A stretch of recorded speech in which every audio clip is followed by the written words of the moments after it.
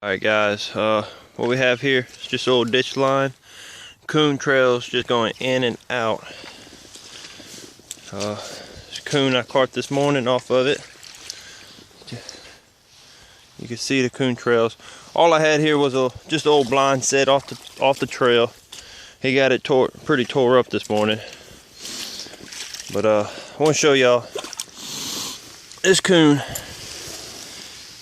by 2 toes. If you look, these jaws are laminated. This first year I used the laminated jaws, and man, I really don't think you can get any better than it.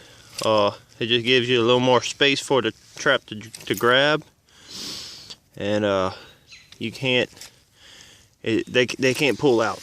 I really like them. I'm probably going to switch all my coon traps to the laminated, and this is a Duke 1.5, 1.5. So, man, the Duke will do it. You know, it's pretty good.